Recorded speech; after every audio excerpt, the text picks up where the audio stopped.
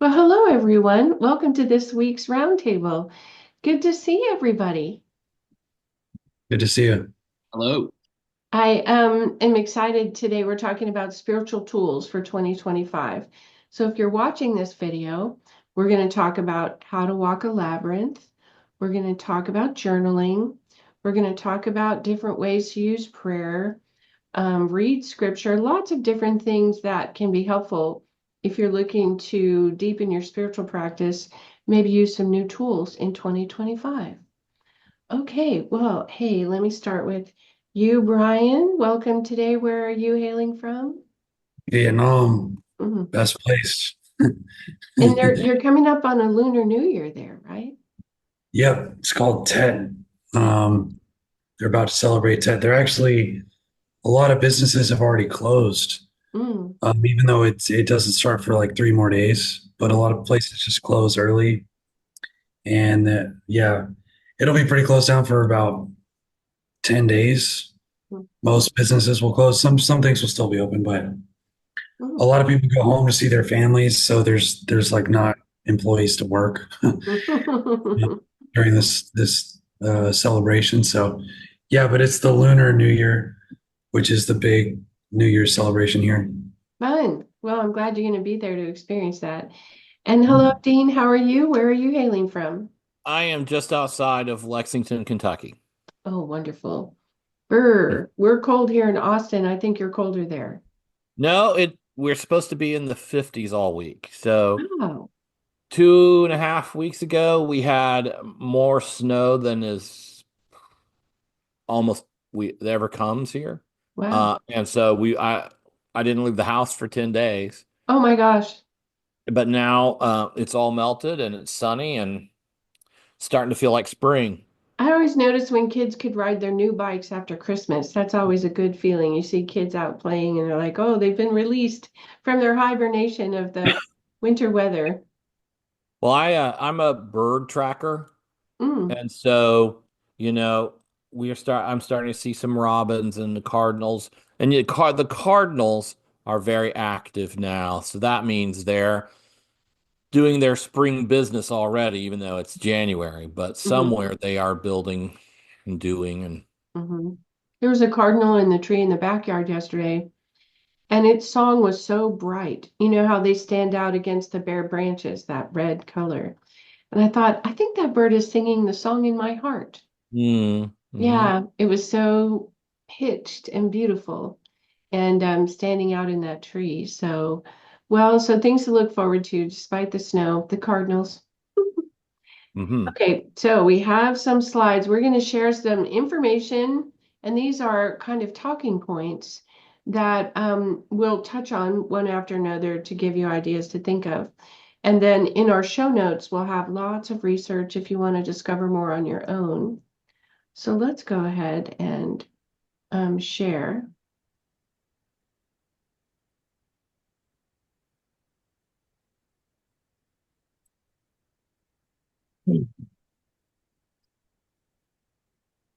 Ta-da, here we go. It's So, nice.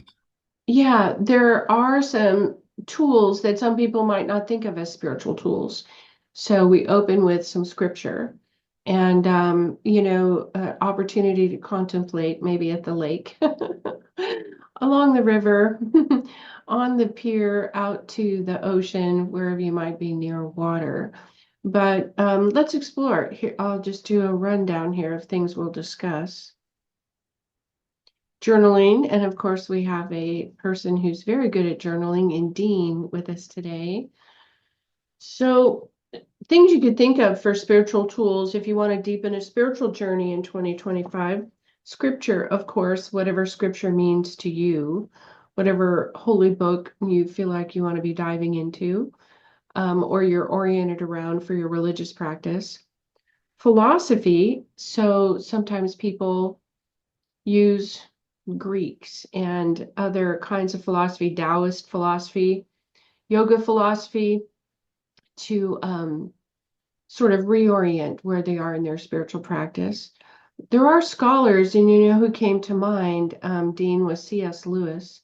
And so sometimes you can find people who write beautifully and with insight but it's Sure. not scripture, it's not philosophy. Journaling, of course, we have here. Just discussion about where you are in terms of your spiritual journey with other people can inspire you to try something that they're doing. Retreats are helpful if you just need a reset. Workshops are helpful too. A lot of workshops are online today, so you don't have to leave home necessarily to do a weekend workshop. We're going to come up with some challenges in the spring, 30-day challenges, so that might help you with a spiritual reset or deepening of a spiritual practice if you're down for that. And then different kinds of ceremonies. In the new year, some people have a fire ceremony where they write down everything they're ready to let go of, and then they throw the list as a collective into the fire. And it's kind of a feeling of, okay, I'm all done with those things I'm changing. Okay, I don't know if either of you have ever walked a labyrinth. Here's a picture of one. And in the show notes below, there's a list of how to find these where you walk for free all over the country. I discovered there are 6 in Austin. I only knew of one that was in an Episcopal church courtyard. They're always free. The thing about a labyrinth is it's a walking meditation. There's one way in and you follow it, and then there's the one way out. So there's no thinking, you just follow the path. That's why it's kind of a walking meditation. You put your mind at ease. You're not directing your body where to go. You're just doing the steps. And it's kind of a reminder about there's, one way into what you're working on and maybe one clear way out.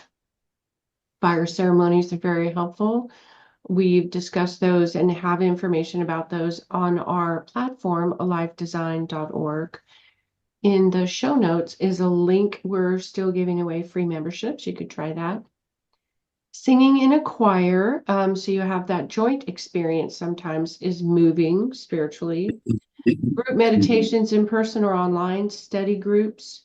Brian and I think, attended a Byron Katie group once and a Dr. David Hawkins study group. So if there are leading lights, books that you follow, sometimes you can find a study group about that. Some people schedule an annual plant medicine journey as part of their spiritual practice. There's a new detox to have a tech-free weekend where you turn your devices off, no screens for a weekend, so they can listen to things other than the distractions. They can detox the dopamine addiction they may have about liking and responding on social media. Prayer practices over the Advent holiday, we looked at different ways to do contemplative prayer. Of course, there's coaching and mentors if you're looking to improve your spiritual practice in 2025 or to make some changes. Okay, now we have memes and we'll be done. If being hard on yourself worked, it would have worked by now. I like this one. Putting away your laundry is the final spiritual test before ascension. Dean was just talking about that. You can relate, Dean, getting the laundry done. At the top, damn girl, that subconscious ain't playing around. It made me think of Jonathan as he works with alchemical hypnosis with clients. That subconscious diving in.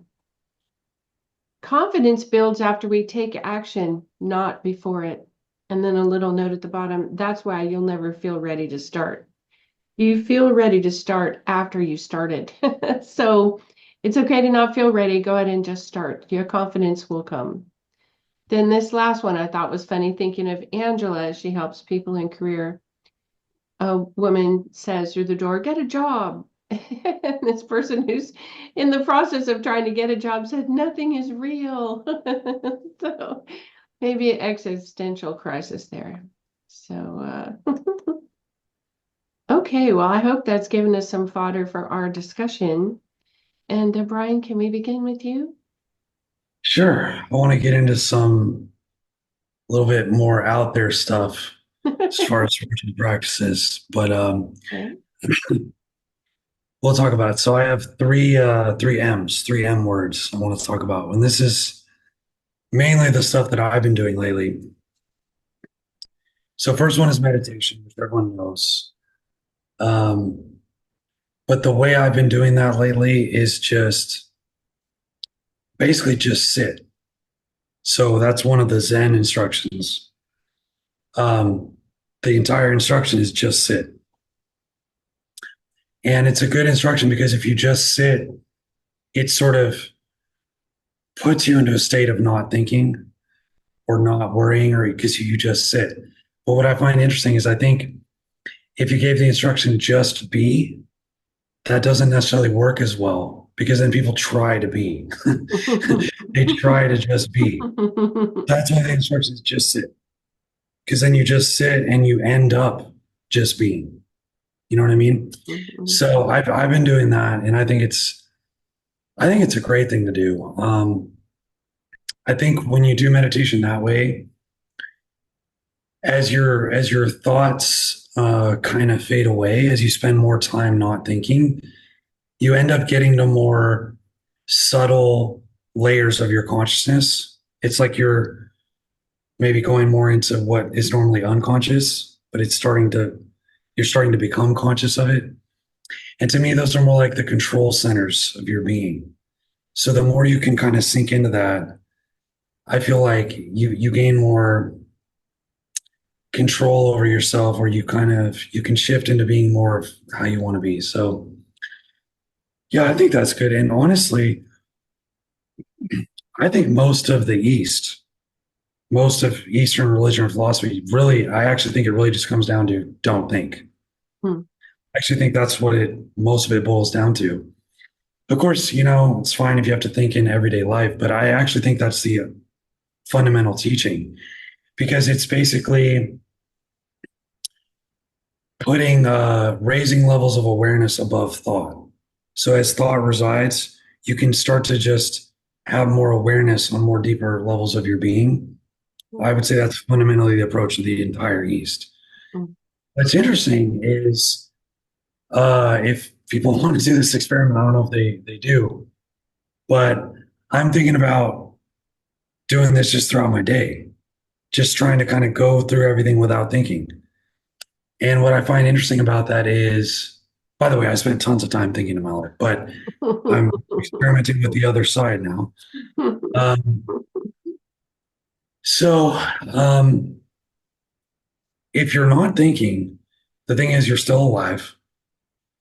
What are you at that point? You're kind of just awareness. You're just being. You can still do actions. So, what is doing those actions when you're not thinking?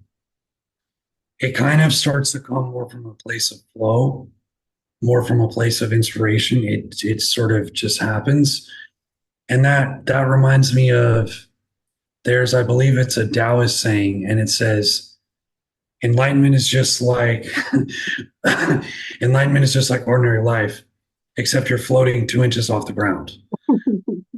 And it's kind of saying if you start these practices, you're kind of just flowing through life. It's not there, you don't have the resistance, so you're not creating the suffering, you're not creating the tension that thinking tends to create. So that's yeah, and I don't know. I'll tell you something my coach told me. We talked about meditation one time. And he was like, "Yeah, so that's you, huh? You're like that?" And I was like, "Well, I don't know. I like to dabble, I like to learn." And he's like, "Well, if that's really what you want, why don't you do that all the time then?"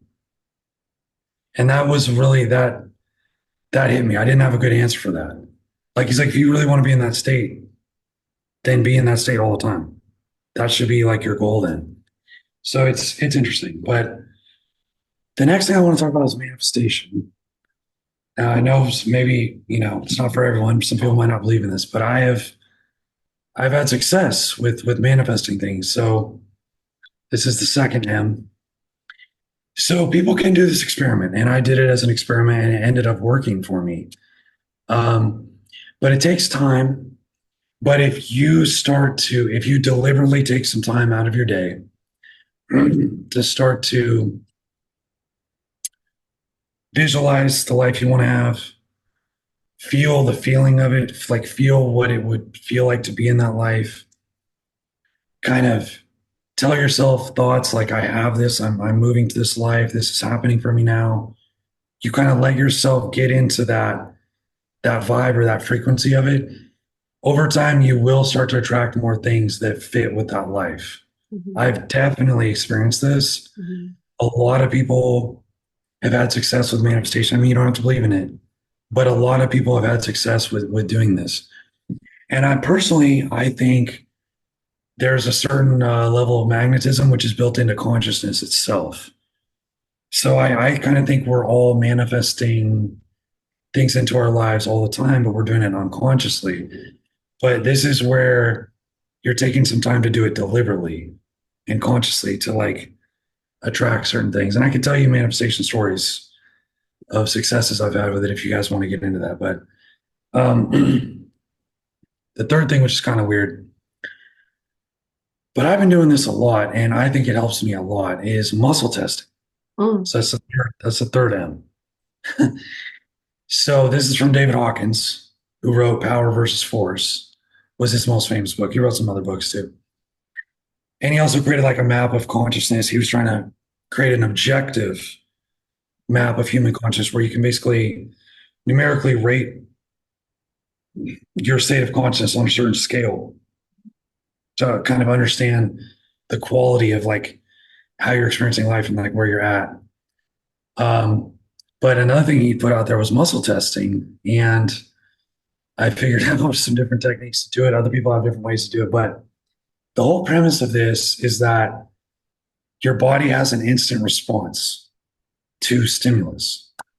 And you can use this to judge if something is positive for you or negative for you. It's a binary sort of measurement. Yes, no. Yeah. So you have to find different techniques to test if your body is going strong or going weak Mm. in response to a stimulus. So, I mean, I'll show you. This is what I've been doing. If you take these two fingers and press them together, okay, and you can put one finger in here, and if you think of a statement or you think of like a food, if you're trying to test if a food is good for you, think about it, and you try to press your fingers down. If you can easily pass your fingers through, it means your body's going weak in response to the thought of that food. That's kind of telling you your nervous system response is a weakness response to it. And I mean, I know this sounds weird, but the body kind of has its own Intelligence. systems. It has its own nervous system. It has its own like Mhm. responses to things. Just like when you listen to music, you immediately get Mhm. a good feeling or a bad feeling because the nervous system kind of activates. It sort of knows what's good for it and what's not. And you can, if you practice this, you will get to where you can distinctly feel it, like very clearly. There's other tricks to it, which I could talk about. But if you think of something and it's good for you, you'll be able to press very hard. And then when you try to, you won't be able to get through. If it's something that gives you a weak response, you'll actually feel like you can't press down, like your fingers just won't. And people have done, I've seen videos of this, people have done, you can do it with two people. Like, so where someone holds their arm out and someone else tries to push their arm down. If they, if you think about something, it's either going to give your body a strong response or a weak response. And that's basically telling you, at least on the level of my body thinks this is good for me or thinks it's bad for me. And I actually think if you kind of get the knack for this and you get it down, it can be a really good way to kind of know what's good for you or to sway your decision one way or another. If you're not sure what to do, Mhm. check in with your body, see how your body's feeling about it. I know that might be kind of out there, but for me, that helps me a lot in making decisions. So those are my The three TMs. spiritual. I love it. That's really Yeah. fun. Thank you for Yeah. sharing that. Triple M. Triple M. So, thanks, Dean. I know journaling has been effective for you, but I don't know if there's anything else that was triggered for you in kind of our list of ideas we might discuss. So triggered. First, I have a question, which is, what does it mean when Brian says, "I'm going to talk about some out there kind of stuff," and then when he's done, I'm still like, "Where's the out there stuff?" Oh, You know, awesome. I it's it, I, maybe there are people for whom those things are unusual, but I Mhm. think if you if you are open, nothing he talked about was particularly out there. Well, Uh, that's a key if you are open. If yes. you're seeking something that fits for you, one of the things you both are going to mention is what has worked for you.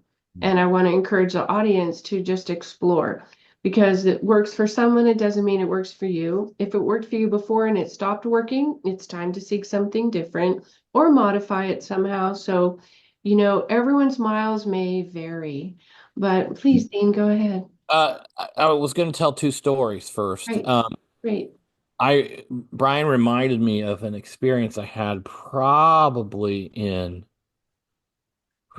maybe the spring of 1990, even. Okay. Been a minute. And I was probably 19 years old, and I had a friend I went to visit at her college. Mhm, She was probably 18. And she was at that point kind of interested in herbalism and, healing with mhm, plants and, how like holistic health kind of stuff. mhm. And I got there and she said, I want to go visit this guy who has an herbalist shop at his house. And so we get there and it's literally just the guy's house. Oh dear. And he says, come down to my basement. Oh no. So we go down to this guy's basement. And down in the basement, he has just like hundreds of bottles of supplements. Okay. And this is where he apparently sees clients. And this is the first time I'd ever heard about it. He explains muscle testing. And he Cool. says to my friend, hold your arm out. And he pushes on her arm, won't go down.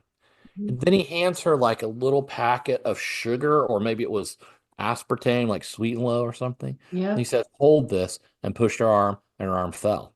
Yes. And I was like, what magic am I seeing?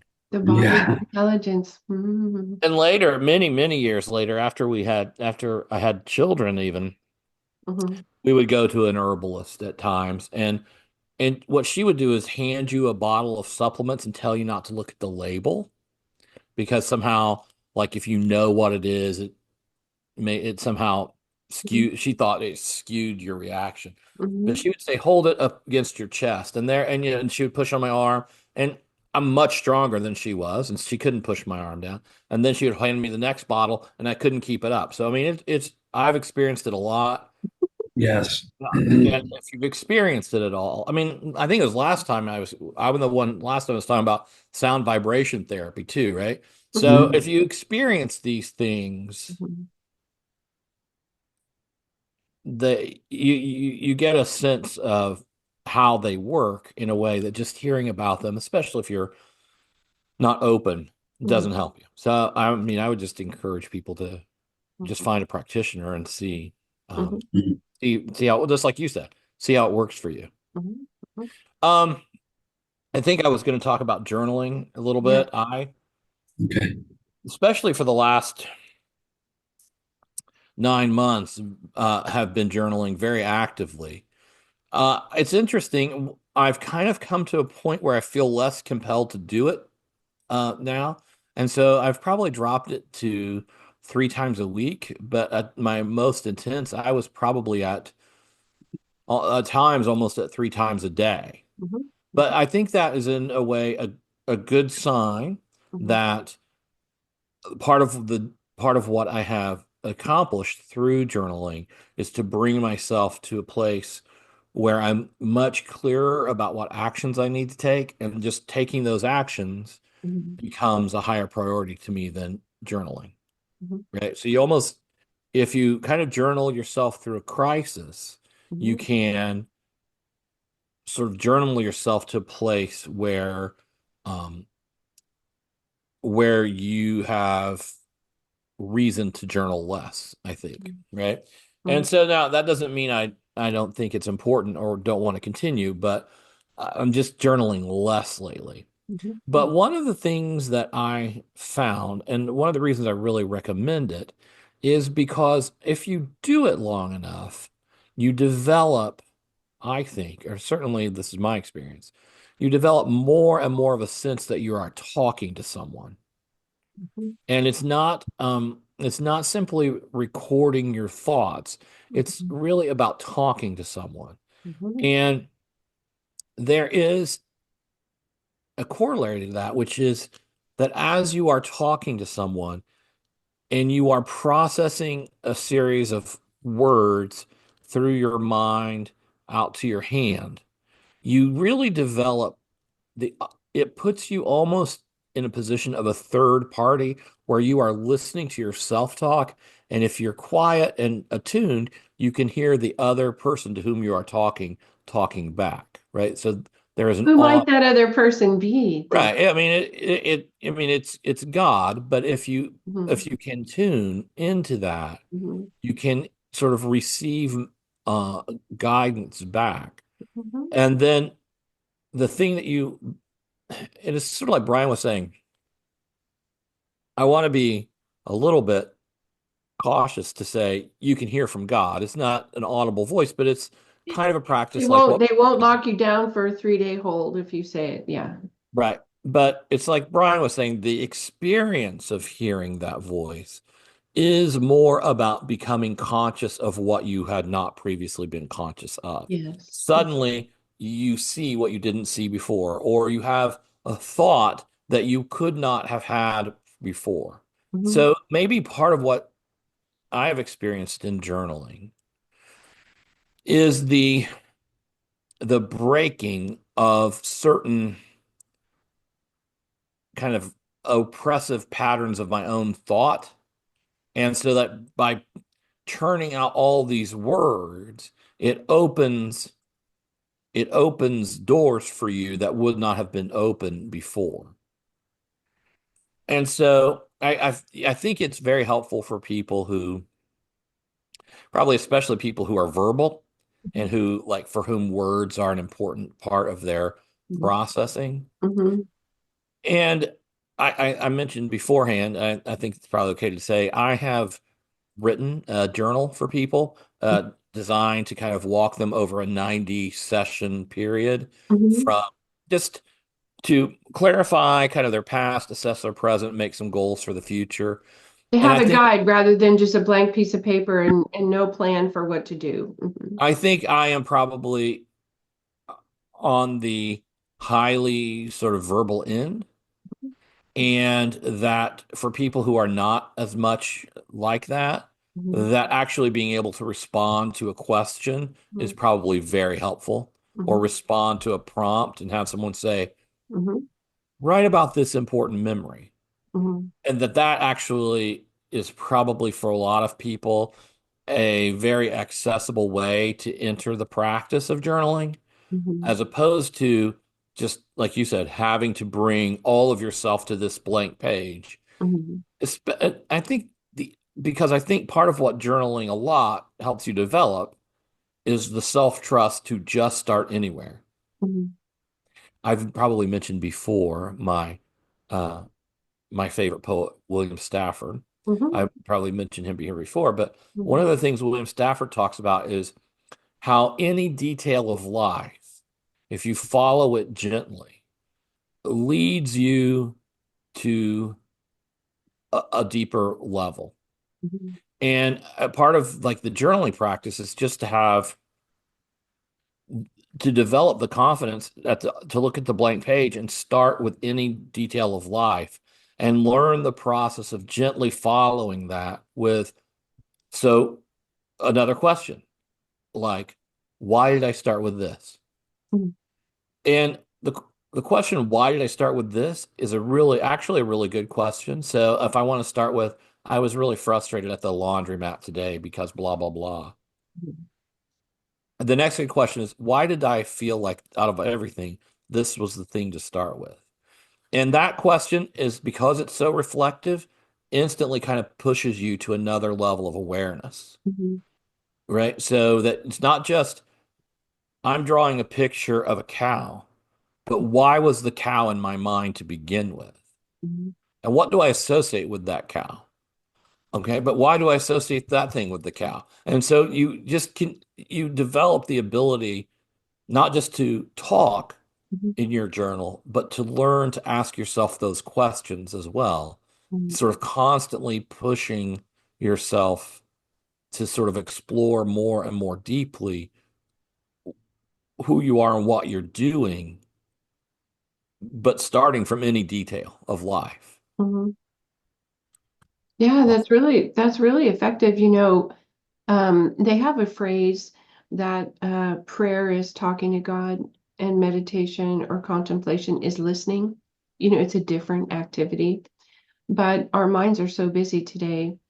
The chattering monkey is always going. It's wound up and it's doing its symbols, and you can't hear what you might hear if you were cooperating with your higher self or God or the universe or what have you. So these practices give you that, built muscle that says, oh, I've been journaling for 90 days.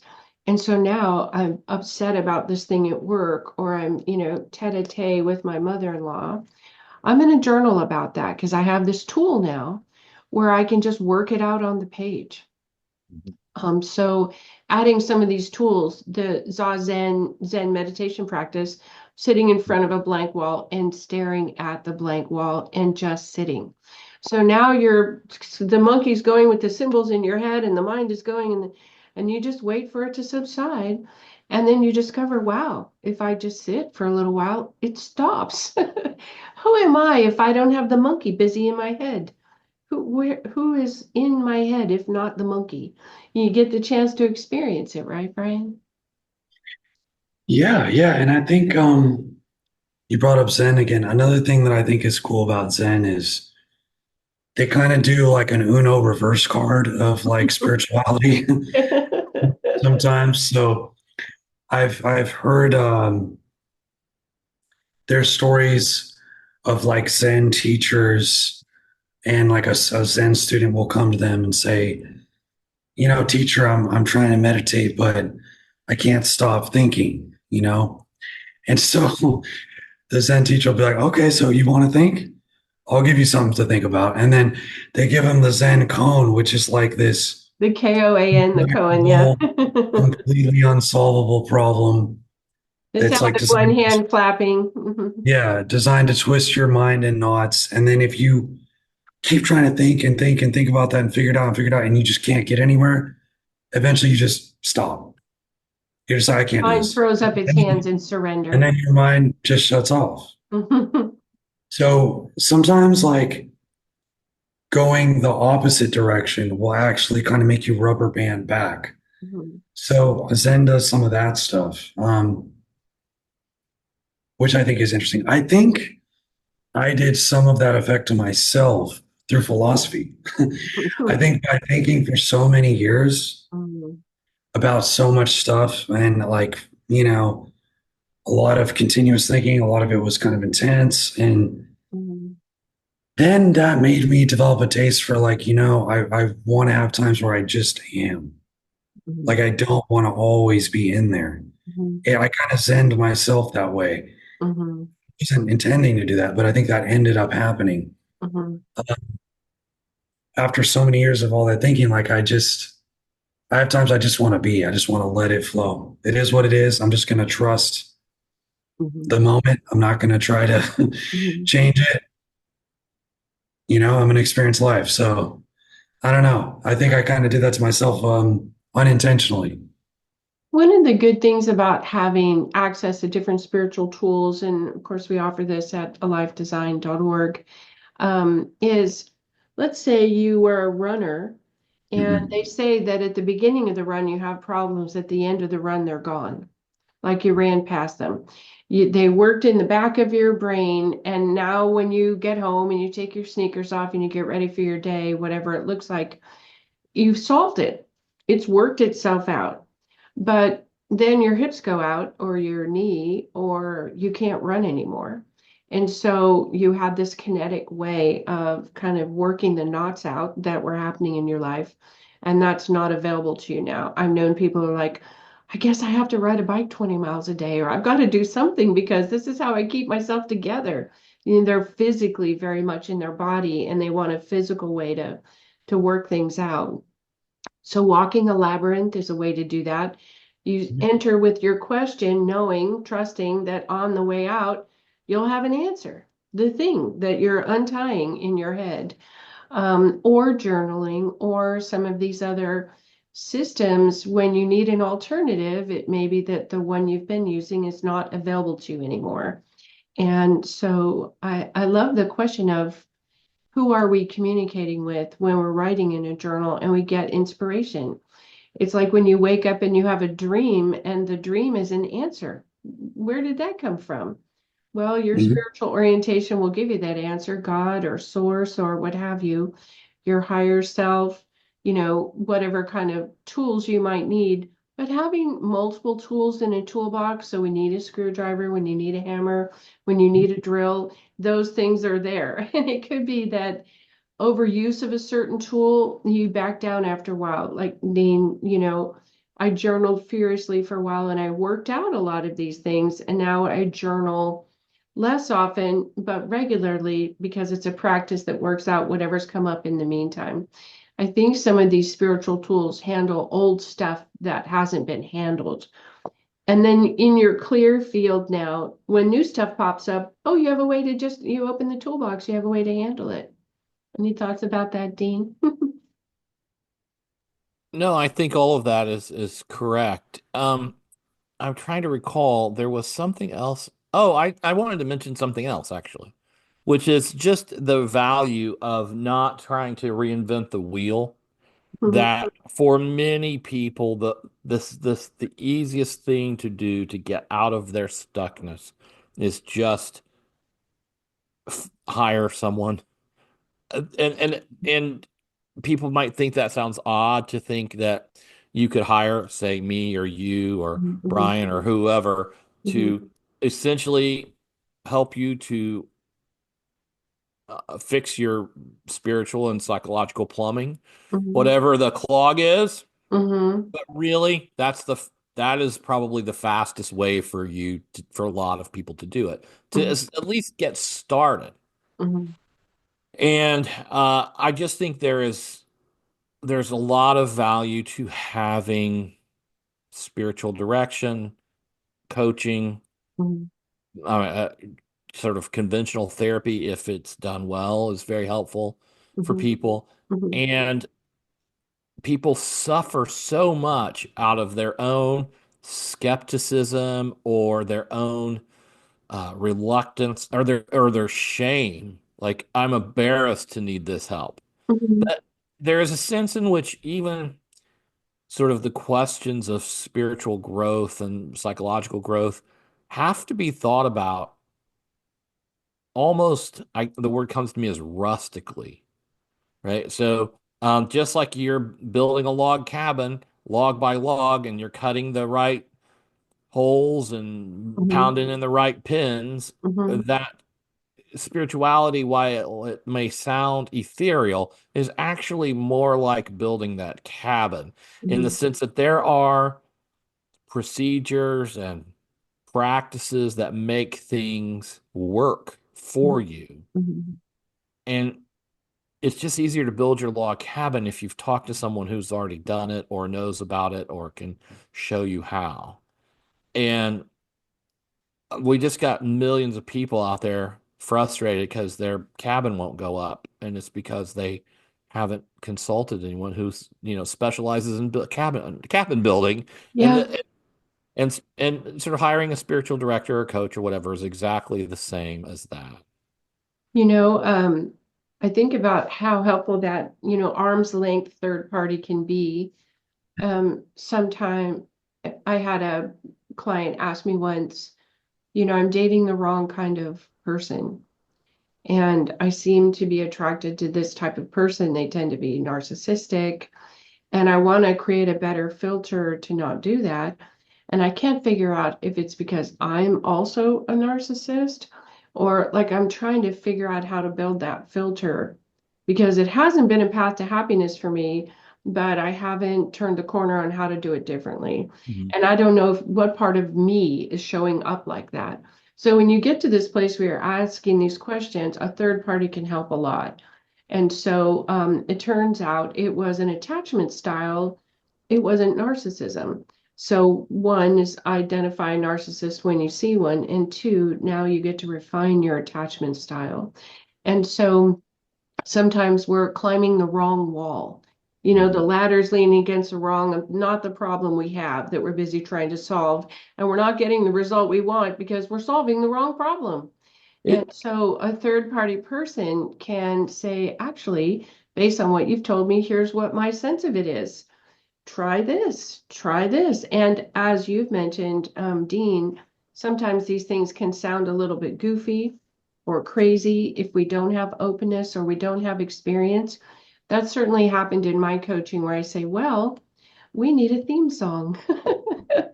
Right. Now we work with Coach Wendy, who helps you get your mojo back with affirmations that are your own theme song from a songwriter. I mean, she actually builds you the theme song, Wendy.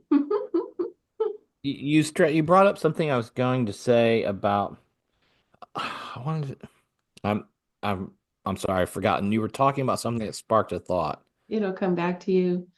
So I know I never thought I would do a fire ceremony. And in talking with Brian, I was kind of at a spiritual impasse and have been practicing the same way almost 50 years, a crazy amount of time. And, you know, I explored something new and it unlocked things in me I had no idea were there. It was like you've been going it this way and now go at it this way for a little while and you see something completely different.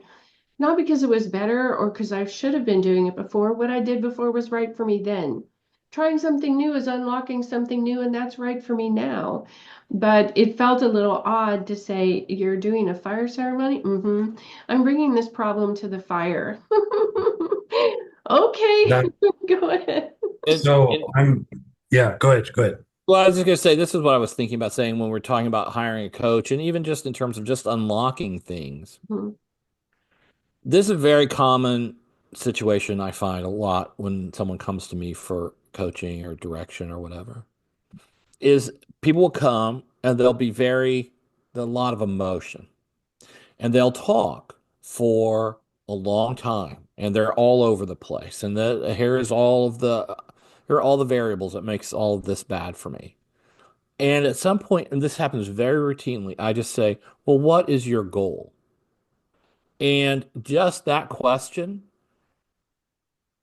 people often do just what you did, like big eyes, mhm, sit back, because they've never really had anyone to help them kind of step out of the whirlwind of their emotion to think, well, what is it I'm actually even wanting here? mhm, mhm, And that's just like a very basic example of the way that a third party can help you to be lifted out of the whirlwind of your own mhm, emotions that are created by your own basically disempowered perceptions of things, mhm.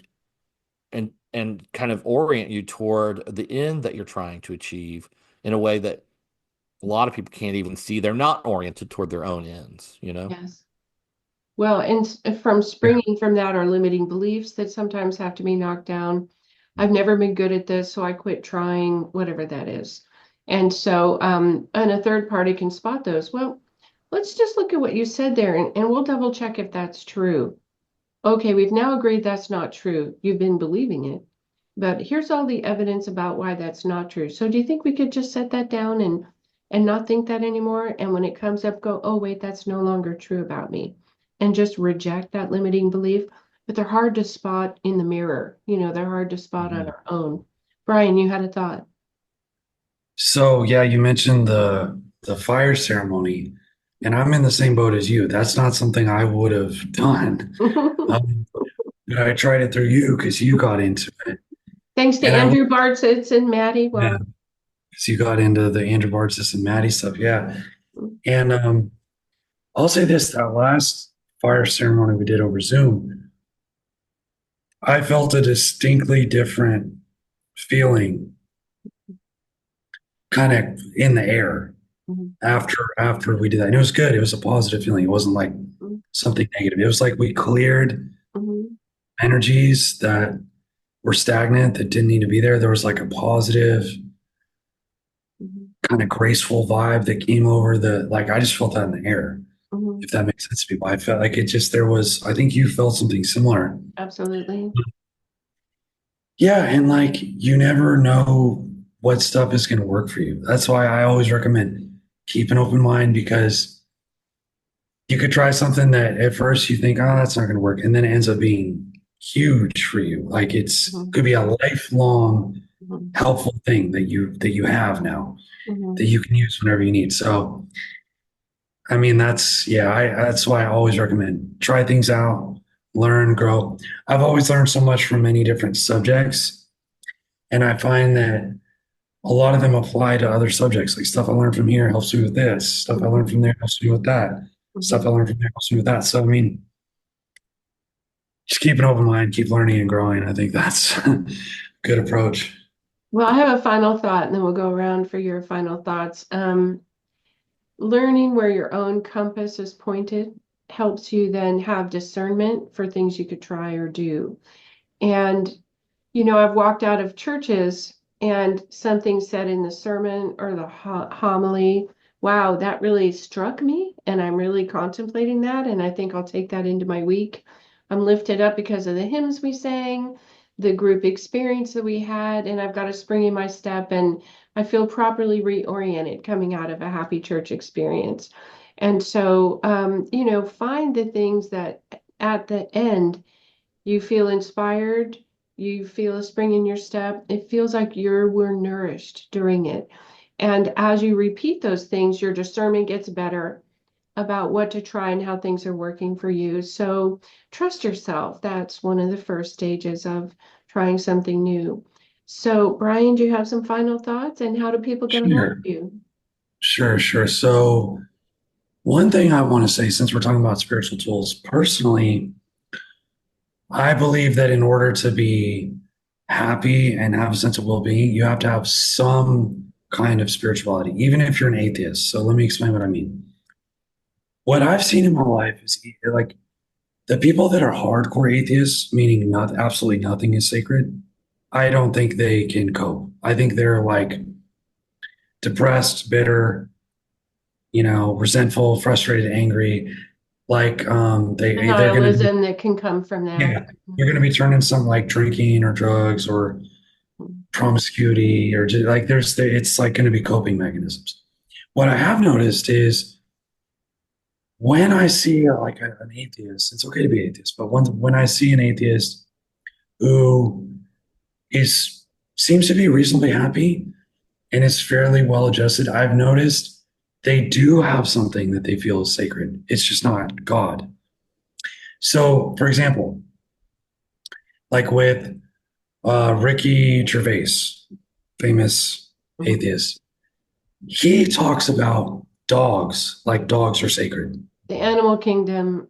He has he has Mhm. a reverential feeling, a sacredness Mhm. to dogs. He doesn't have nothing. There is something in there. Mhm. And there's something that he finds sacred. He talks about how, like, I saw an interview, he talks about dogs are so much better than people. They give you unconditional love. Not an People, uncommon opinion. yeah, people are just full of judgments and criticisms. Who wants to deal with them? But dogs, they love you. Unconditional They love. are there for you. Like, so I feel like even atheists have to have something like that. Mhm. I call it their sacred exception.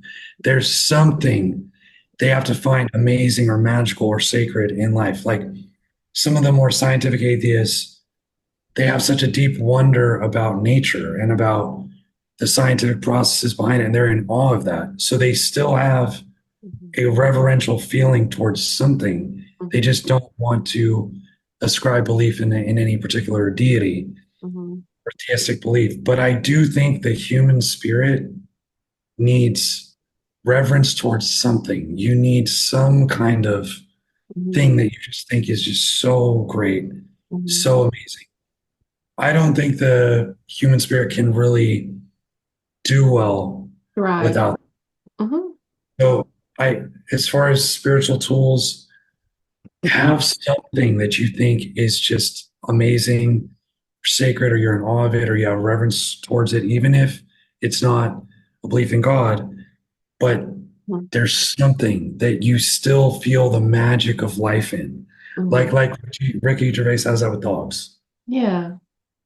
Like there's got to be something that just makes you feel the magic of life. I think that's Hmm. a key spiritual tool for Hmm. well-being, happiness.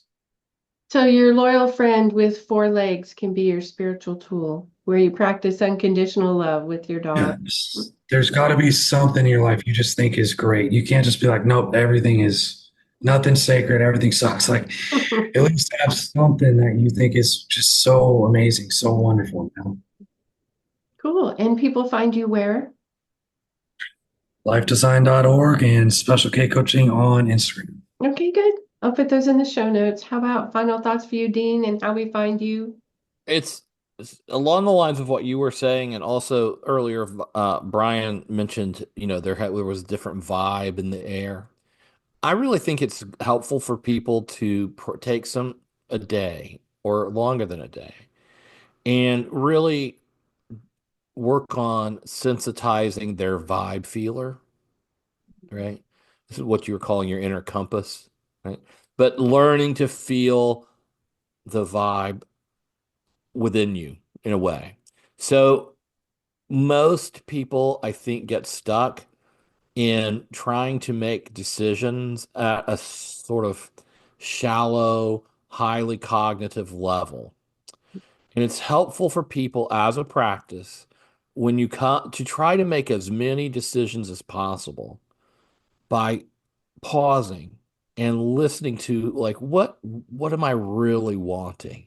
And I notice even in myself, I'll go to the grocery store and like I'll be thinking at one level, I'm aware enough to know that at one level I'm thinking, I really just want to buy a brick of that fancy cheese. Right? The smoked kind, maybe it's got fruit, or I bought some the other day that had bacon in it. And I mean, I'm just a lover of premium cheeses. And but at another level, a more shallow level of myself, I'm thinking, I will just get I will just go get a frozen burrito, right? And it's And you but get and call it lunch, yeah. right, but at a much deeper level, I'm hearing you should go get a brick of that premium cheese and some crackers and have it. And that's what you really are all about. And I think most people just stay at the frozen burrito level. That's sort of the level of habit, the level of easy cognition. And that a really good practice is to pause and consult yourself and to, like I was saying, feel your inner vibe, to put it in a sort of um, colloquial way, right? But really, like you're saying, tune into your compass or whatever. But to practice that, even with regard to small decisions, I think is Very good. very helpful for people. Yeah. Um, you can find me at deanabbott.com or on Twitter at deanabbott. Very good. Well, this was fun today to look at different, spiritual tools. There's a lot of research in the show notes, so click on some of those things and find a labyrinth near you or a different church to try or explore. Journaling, fire ceremonies, meditation. Thanks for being with us today, and we'll see you guys all at the next one. Thank you.